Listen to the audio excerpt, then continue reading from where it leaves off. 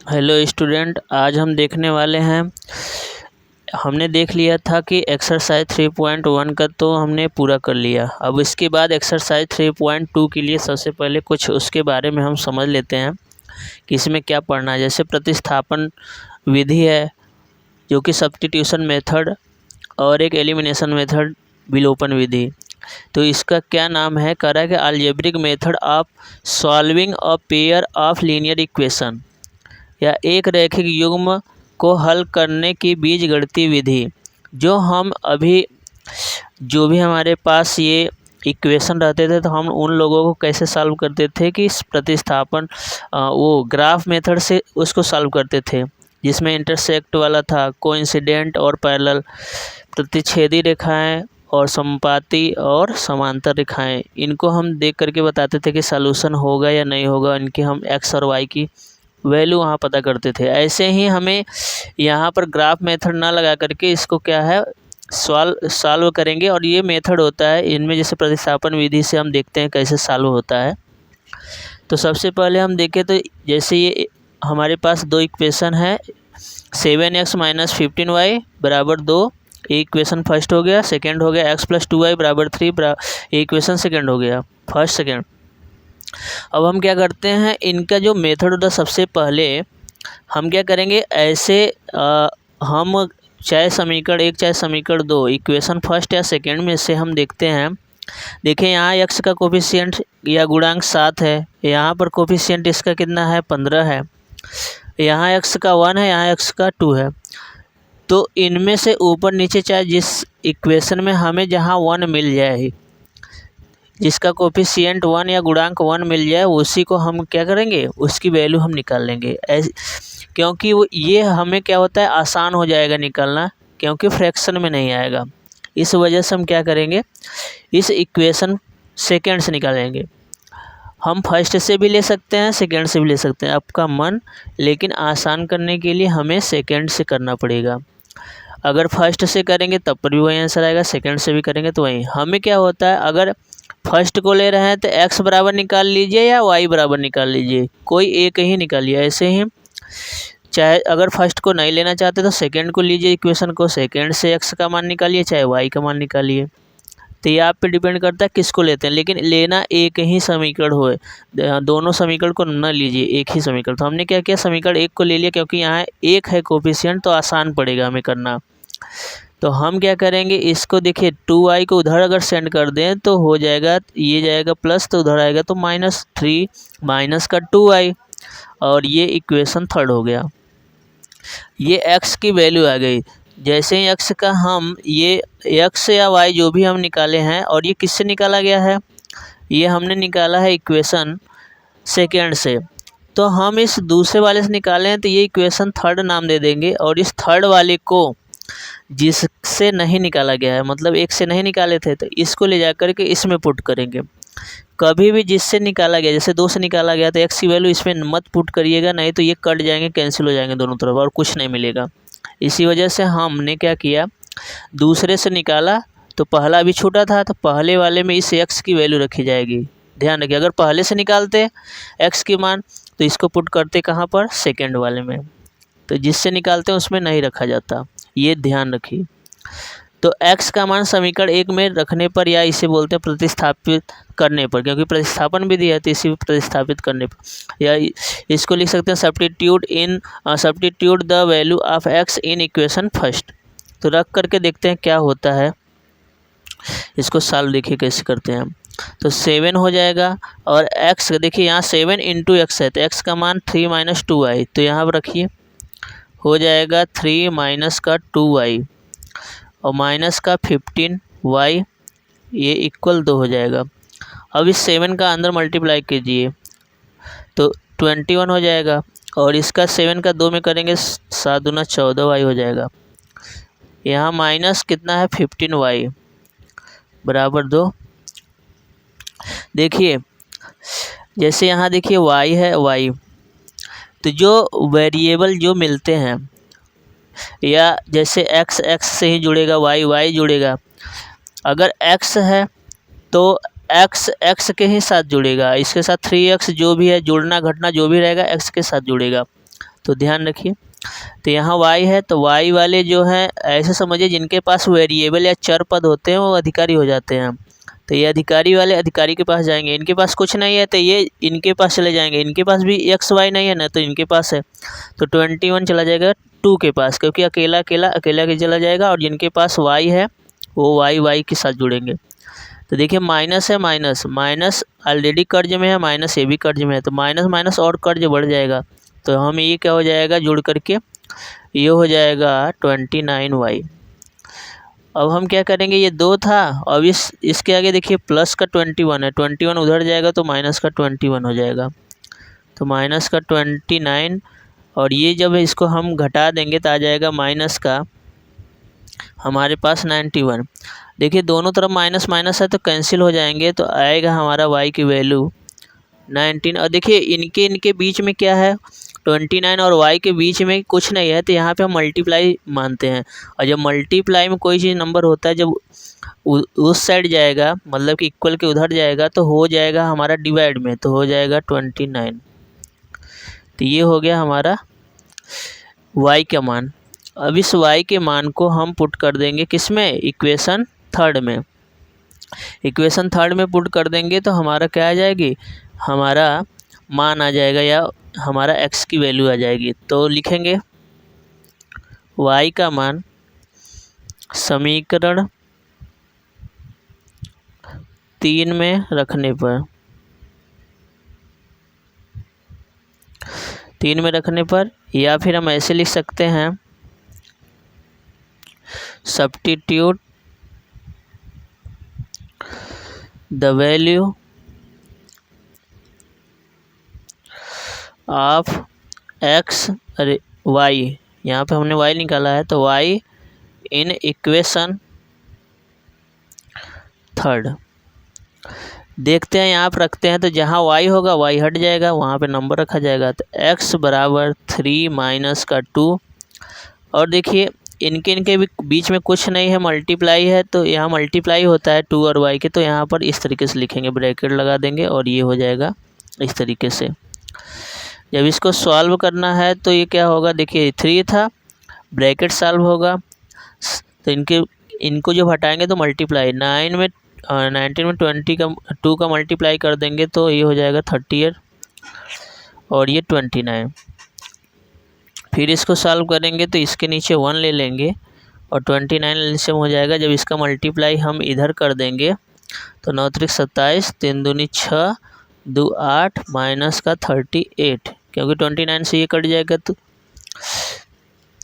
ये देखिए फिर से यहाँ x की वैल्यू हमने क्या कर दिया और y का जो मान है हमने यहाँ पुट कर दिया इक्वेशन फर्स्ट में, तो यहाँ पुट करके 3 माइनस 2 हो जाएगा 19/29 हो गया। अब देखिए इनका क्या होगा, मल्टीप्लाई हो जाएगा, तो मल्टीप्लाई कर देंगे तो 19 दूना 38 हो जाएगा, बटे 29 हो जाएगा। एलसीएम ले लेंगे 29, फिर से सॉल्व करेंगे तो ये आएगा। फिर देखते हैं घटाने पे कितना आता, इसको घटा देंगे तो 17 में से 8 जाएगा 9, यहाँ 7 में से 3 जाएगा तो कितना आ जाएगा 4, ये आ जाएगा 29। तो हम लिख देंगे नीचे से, अतः x बराबर 49/29 और y बराबर हम लिख लेंगे 19/29। ठीक है, या हैंस करके ये हमारा आंसर हो गया। तो हमें क्या करना होता है, एक्स वाई जैसे निकालिए तो अंत में लास्ट में हमें क्या करना होता है कि उसको लिख दीजिए ब्रैकेट में अच्छे से, ये हमारा आंसर हो जाए। तो इस तरीके से हम एक्स वाई की वैल्यू निकाल लेते हैं सब्स्टिट्यूशन मेथड से, सब्स्टिट्यूशन मेथड या प्रतिस्थापन विधि से। हम देखते हैं अगला कोई प्रश्न जिसमें क्या होता है, कोफिशिएंट अगर सभी में आ जाए तब ऐसे प्रश्न को कैसे करेंगे। अब देखिए एक लैंग्वेज प्रॉब्लम जो कि इस तरीके से भाषा में भी आता है लिख करके, कि इस तरीके से पूछेगा कि आपसे कि इस तरीके से प्रश्न रहेगा और कहेगा कि इसका वैल्यू फाइंड करिए और प्रतिस्थापन विधि या जिससे भी विलोपन विधि से। तो देखते हैं, in a shop the cost of 2 pencils and 3 eraser is ₹9 and the cost of 4 pencils and 6 eraser is ₹18। Find the cost of each pencil and each eraser. कहते हैं 2 पेंसिल और 3 रबड़ों का मूल्य ₹9 और 5 पेंसिल और 6 रबड़ों का मूल्य ₹18 है, तो प्रत्येक पेंसिल तथा प्रत्येक रबड़ का मूल्य ज्ञात कीजिए। तो ये हमारे पास प्रश्न है, इसको हमें कैसे करना है, तो हमें क्या करना पड़ेगा, जो पूछा जा रहा है पेंसिल और रबड़, तो प्रत्येक पेंसिल और प्रत्येक रबड़ का हमें प्राइस बताना है। तो हम सबसे पहले लेट कर लेंगे कि एक पेंसिल और एक रबड़ का जो प्राइस है x है इसका, और इसका मान लेते हैं y है। इसके बाद हम इक्वेशन बनाएंगे, तो ये हो जाएगा 2x + 3y और ये कुल मिला के कितना है 9। तो एक इक्वेशन इससे 4x और ये 6y = 18, दूसरा इक्वेशन इससे बन जाएगा। तो देखते हैं, अब देखिए यहाँ पे हमने लेट कर लिया एक पेंसिल का x और एक रबड़ का जो हमने ले लिया प्राइस हो y रुपीज़। अब इसके बाद हम क्या कर रहे हैं, according to question 2x + 3y = 9, ये पहला इक्वेशन बनेगा, क्योंकि दोनों 2 पेंसिल और 3 रबड़ को मिलाकर के ₹9 था, और जो 4 पेंसिल 6 रबड़ का मिलाकर के ₹18 थे, दूसरा इक्वेशन बन गया।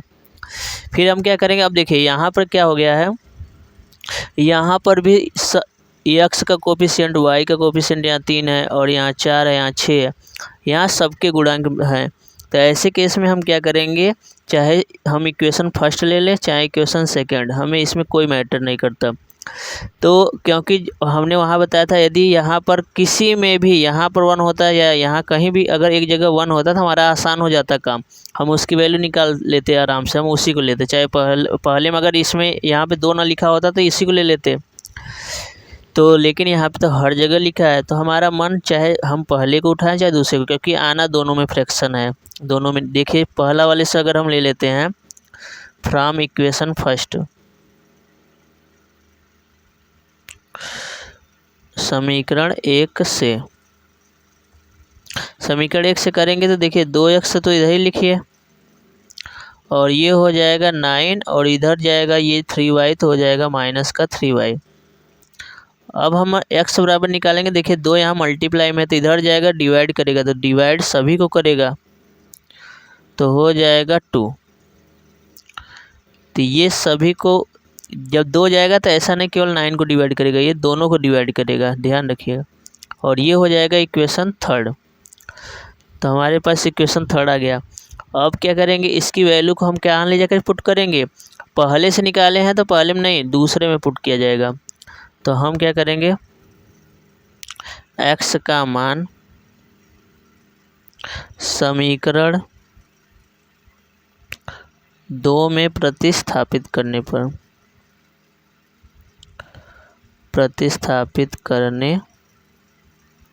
पर जब इसे प्रतिस्थापित करेंगे 2 में, तो देखिए यहाँ पे क्या लिखा है 4, और x की जगह पे हम क्या ये वैल्यू पूरी रखनी है, तो वैल्यू को इसको रखेंगे पूरा, तो ऐसे ब्रैकेट लगा करके हम करेंगे +6y और ये हो जाएगा बराबर 18। देखिए यहाँ 2 से काट देंगे 2 बार में, तो 2 का मल्टीप्लाई अंदर करेंगे तो 9 दूना 18, 2 का 3 में तो 2 3 6 + 6y, ये हो गया। फिर इसके बाद हमारा आ जाएगा 18। अब देखिए यहाँ पर ये 6y और y ये दोनों कैंसिल हो गए, तो जब दोनों कैंसिल हो जाएंगे तो ये दोनों 0 हो गए, बचा केवल 18 बराबर 18। तो ऐसे केस में हमें क्या हो रहा है कि दोनों इक्वल हो गए हैं। अब देखिए यहाँ पे क्या होगा, जब ये LHS और RHS दोनों बराबर आ गए तो इसका कोई भी हल नहीं हो रहा है, यानी अद्वितीय हल नहीं मिल रहा है। हल मिलेगा लेकिन यूनिक सॉल्यूशन नहीं मिलेगा, क्योंकि अगर हम इस इक्वेशन को देखें तो इसमें क्या होता है, अपरिमित रूप से अनेक हल हो जाएंगे, इन्फिनिटी में सॉल्यूशन हो जाएंगे। अभी कैसे हो रहा है देखिए यहाँ पर 2x + 3y = 9। अगर हम क्या करें, इसको ये वाला दूसरा इक्वेशन को सब में 2 से डिवाइड कर दें तो ये भी 2 हो जाएगा, ये 2 से डिवाइड करने पे 3y हो जाएगा, ये 2 से डिवाइड करने पे 9 हो जाएगा। तो कहीं ना कहीं पहला और दूसरा इक्वेशन सेम ही है। तो जब ऐसी सिचुएशन आती है चेक कर लीजिए, जब दोनों इक्वेशन सेम होती हैं तो इनके क्या होते हैं, इन्फिनिटली मेनी सॉल्यूशन होते हैं, क्योंकि हमने मेनी सॉल्यूशन का ग्राफ पढ़ा था ना, इस तरीके से बनता है। तो इसमें क्या लिख देंगे, हम ऐसे लिख देंगे एक्स और वाई की वैल्यू जो है फिक्स नहीं रहेंगे, इसमें अनेक रहेंगे, मेनी सॉल्यूशन होंगे, इनफाइनाइट। तो उसको हम ऐसे ही लिख देंगे, क्योंकि कोई एक फिक्स है ही नहीं। तो हाँ, अब इसको हमें लग रहा है आपको समझ में आ गया। हम आगे फिर नेक्स्ट प्रश्न को देखते हैं। अब देखिए, जैसे ये अगला प्रश्न है, कह रहा है कि two rails are represented by the equation x + 2y - 4 = 0 and 2x + 4y - 12 = 0। Will the rails cross each other. क्या रेल पटरियाँ एक दूसरे को काटेंगी? कह रहा है दो इक्वेशन है, तो क्या ये दोनों इक्वेशन अगर रेल की पटरियों की हो तो क्या ये दोनों आपस में काटेंगी? हमें पता है कि रेल की पटरियाँ क्या रहती हैं, हमेशा पैरेलल होती हैं, समांतर होती है, तो दूसरे के काटेंगे ही नहीं। लेकिन इस इक्वेशन को हम सॉल्व करके देखेंगे क्या काटती हैं या नहीं। तो अगर हम यहाँ पर देखें तो हमने क्या किया, देखिए यहाँ पे कोफिशिएंट 1 है गुणांक x का, तो इससे फ़ायदा होगा हमें निकालने के लिए। तो इन सबको उधर सेंड कर दीजिए, तो इधर जाएगा तो ये माइनस का जो 4 है प्लस का 4 हो जाएगा, प्लस का 2y उधर जाएगा तो माइनस का 2y हो जाएगा। ये इक्वेशन हमने थर्ड मान लिया। अब इस थर्ड को हम किस में रखेंगे, सेकंड में, क्योंकि फर्स्ट से निकाले हैं तो सेकंड में रखना पड़ेगा। तो इसमें रखते हैं सेकंड में, देखिए क्या होता है। यहाँ 2 है और ये हो जाएगा 4 माइनस का 2y प्लस 4y माइनस का 12 बराबर 0। इसको करेंगे तो 4 दूना 8 और 2 दूना 4 प्लस 4y माइनस का 12 बराबर 0। अब यहाँ पे देखें तो देखिए माइनस 4y प्लस का 4y ये दोनों कैंसिल हो जाएंगे, तो ये हो जाएगा हमारा 8 माइनस 12 बराबर 4 और यहाँ पे आएगा माइनस का 4 बराबर 0।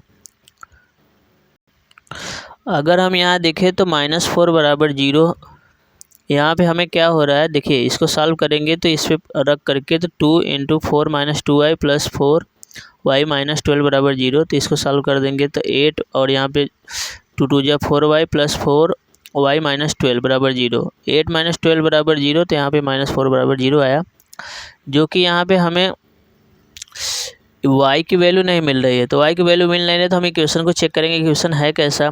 देखिए अगर हम इसमें सबको डिवाइड कर दे 2 से, तो 2 से करेंगे तो 1 आएगा, यहाँ 2 से करेंगे तो 2 आएगा। चलिए ऊपर वाला इतना तो मिल रहा है, लेकिन ये वाला नहीं मैच कर रहा है, तो यहाँ पर हो जाएगा हमारा 6। तो 2 छक्के 12 और ये 4 है, तो ये माइनस का 4 ये माइनस का 6। तो ये दोनों मतलब कि ये तीन ऊपर जो इक्वेशन है नीचे वो तो इक्वेशन है नहीं। तो हमें पता है a1/a2 b1/b2 ये दोनों बराबर होते हैं, लेकिन लास्ट वाला जब बराबर नहीं होता तो ये पैरेलल का केस होता है। तो ये हमारा जो है पैरेलल यानी समांतर का केस है। तो ऐसे केस में हम क्या लिखेंगे कि यह एक जो कि एक क्या है, हमारा असत्य कथन है, ये फॉल्स है जो हमें मिल रहा है, जो दिया गया है। ये कभी एक दूसरे को काटेंगे ही नहीं। हमसे जो पूछ रहा है कि क्या काटेंगे, नहीं काटेंगे, ये नहीं हो सकता, क्योंकि इनके कोई हमें सॉल्यूशन ही नहीं मिल रहा है। सॉल्यूशन में ना तो इन्फिनाइट वाला भी मिल जाता तो पर भी सही है, लेकिन वो तो मिल ही नहीं रहा है, और ना ही हमें इंटरसेक्ट का मिल रहा है। तो इसलिए हम इसको लिख लेंगे यहाँ पर। अब देखिए कि जैसे यह क्या हो जाएगा, कथन जो हमारा है ये असत्य है, यह which is a false statement, और यह दिए गए समीकरण का कोई उभयनिष्ठ हल नहीं होगा, मतलब कोई एक कॉमन हल हम नहीं प्राप्त कर पाएंगे। इसलिए दोनों पटरियाँ एक दूसरे को नहीं काटेंगी। और इसमें therefore the equation do not have a common solution, so the two rails will not cross each other. तो जब कोई सॉल्यूशन हमें नहीं मिलता है तो ये क्या होगा, ये स्टेटमेंट ही गलत हुए। बात क्लियर है कि नहीं। हमें सॉल्यूशन जब मिलता तब तो जाके उसका कोई हल निकलता, या इक्वेशन का जो सॉल्व हो पाता तब x y निकलते, तब जाके हम बोलते कि यहाँ सॉल्यूशन है।